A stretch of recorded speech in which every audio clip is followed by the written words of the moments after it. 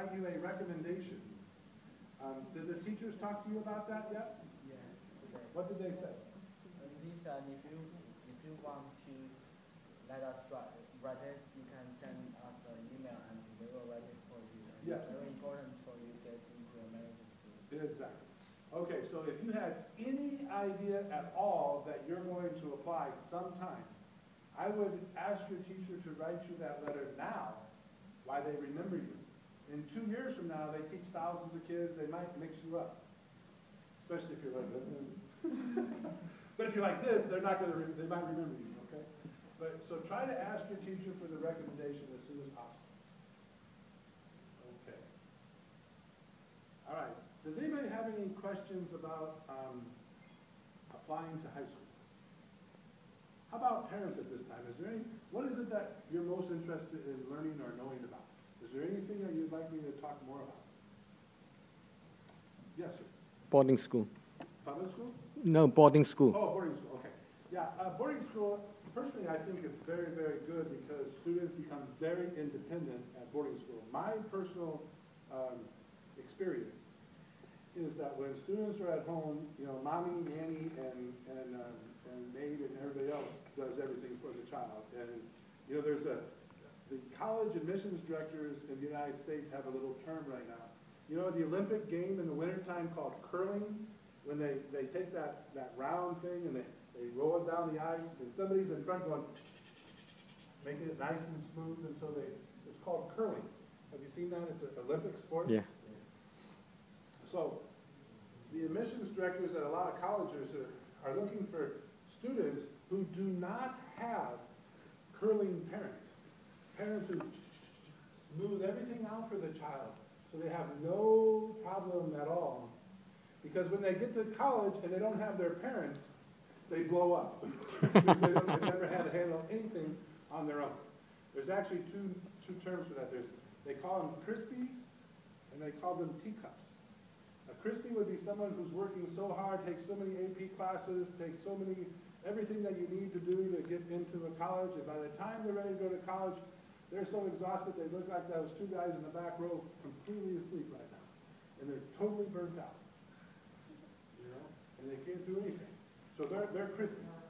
Other ones are teacups, where the first time they come into any kind of a pressure situation, they crack like a teacup. So schools don't really want those kind of kids in the school. And so your question was about boarding schools. I think going to a boarding school is really good because it really helps a child become independent. It really helps a child develop social skills because they'll get the necessary feedback, social feedback from the other children. Sometimes it's not a very pleasant experience to hear from your friends that they don't like when you do this or that or the other thing. But sometimes when you hear that and then you realize, well, that bothers people, so I'm not going to do it anymore, and you don't do it anymore, that actually helps you a lot in your growth. So sometimes that feedback is very important and very helpful. I think you have to be careful about boarding schools because I think you have to look and see you know, not every boarding school has the same level of supervision of the students, and I think it has to be a good match. Some students don't need supervision. They're morally sound. They know if somebody comes and says, hey, let's go steal this, and they say, I'm not going to do that. Are you crazy? You know, get away from me. You know? And they have the confidence and the strength to stand up and say that's wrong, and I'm not going to do that, and I'm proud of it. And I don't care what you say or what you think, and I don't care if I'm the only one in the whole school, but I'm not going to do that. And you stand up firm and strong in what you believe in, and then those kind of students, they don't need as much supervision as other students who are still impressionable and say, oh gosh, I want a friend, and I'll do whatever you tell me to do. So sure, I'll go and steal this if that's what I need to do to be cool. Let's fit into your don't do that. That's not good. Right? So there's different levels of supervision, and I think that's something that every parent should really be careful about when they look into a boarding school is what the level of supervision is. But what specifically about a boarding school are you interested in? Yeah, it is because when I look at the websites, most of the boarding schools are saying all the great things about the school, and it is hard to compare unless, yeah, I am allowed to visit them. But there is no way for me to visit all the boarding schools. That is the problem. Yeah. And then the other thing that you have to be very careful about, in a lot of countries, there are very professional, very wonderful educational consultants. Mm-hmm. And then there are people that are called educational agents who are not reputable and have a different motive, and mostly they want your money and they don't care about your kid. And so you have to be very careful about that. But there are some very good educational consultants, and typically educational consultants that have been authorized to issue the SSAT exam, or that have been a part of the Independent Education Consultant Association. So it's called IECA, Independent Education Consultant Association.